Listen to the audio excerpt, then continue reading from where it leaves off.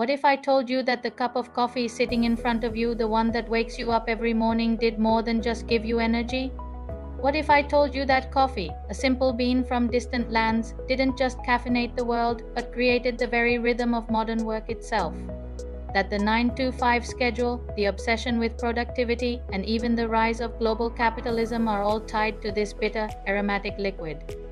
By the end of this video, you'll see your morning cup in a completely new light, and the story starts almost 1,000 years ago. Coffee wasn't always a global commodity. Its story begins in the rugged mountains of Ethiopia, where legend says a goat herder noticed his flock becoming unusually energetic after eating strange red berries. From Ethiopia, coffee traveled across the Arabian Peninsula to Yemen. There, Sufi monks discovered its stimulating effects could keep them awake during long nights of prayer. But here's the first twist. Coffee didn't just fuel religious devotion. It sparked the first real work economy. Coffee houses, known as caffeine, began appearing in Mecca and later across the Ottoman Empire. These weren't just places to sip a drink, they were hubs for business, debate, and planning. Merchants, scholars, and bureaucrats all met here. And suddenly, society began to value alertness, focus, and conversation over leisure and ritual. One influential figure in spreading this new culture was Suleiman the Magnificent's court physicians. They promoted coffee for its mental benefits, unknowingly laying the groundwork for a society that equates productivity with worth. By the 1600s, coffee had crossed the Mediterranean into Europe, but its arrival sparked suspicion and intrigue. In England, coffee houses were nicknamed penny universities because for the price of a cup, anyone could join debates, access newspapers, and exchange information. And here's the next twist. These humble coffee houses became the incubators of modern finance. The London Stock Exchange traces its roots to a single coffee house, Jonathan's Coffee House, where merchants and brokers met to trade shares. Banking, trading, and even insurance all grew out of coffee-fueled conversations. Here's the crucial cause and effect. Coffee created spaces for focus, caffeine sharpened minds. And humans, now more alert and social than ever, began inventing modern work systems. Productivity became measurable, time became money, and the blueprint for the modern work economy was set. Fast forward to the 18th and 19th centuries. Europe and America were on the brink of industrial transformation.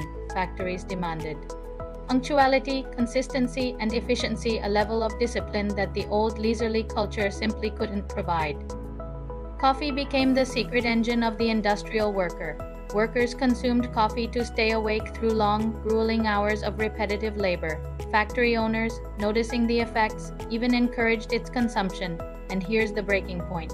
Coffee didn't just increase productivity, it standardized it. Regular breaks, timed shifts, and coffee rituals became embedded in work culture.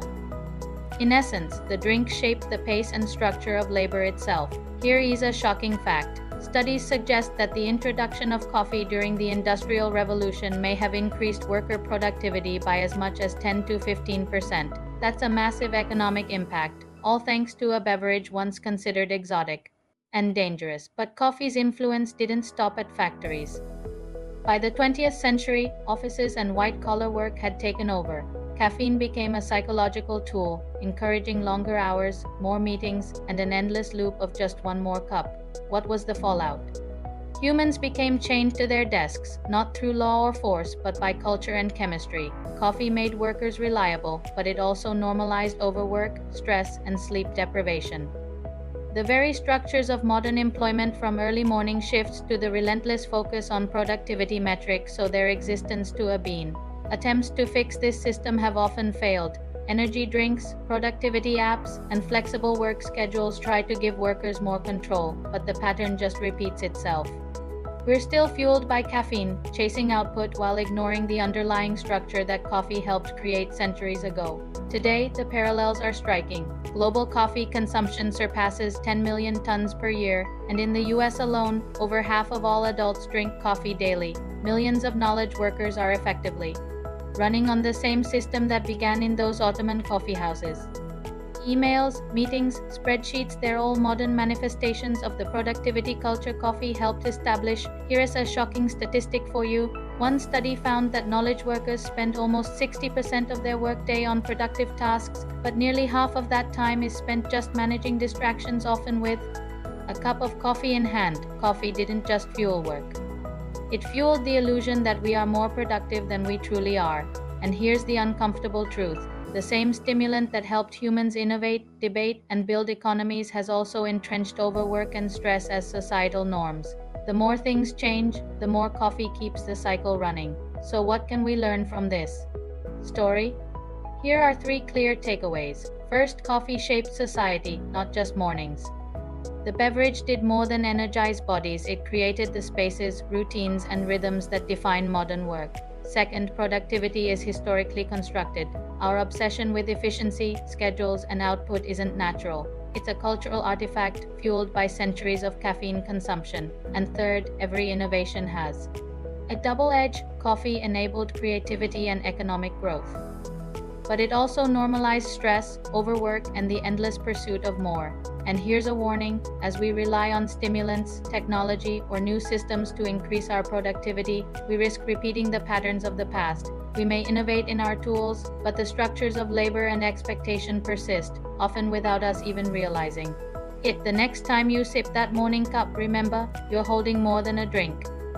You're holding a key to understanding the rise of the modern work economy, a liquid catalyst that shaped the way humans think, work, and live.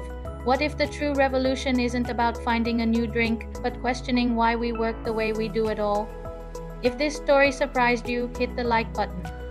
Subscribe for more deep dives into the hidden history shaping our world, and tell us in the comments, how do you think coffee has shaped your workday? Thanks for watching.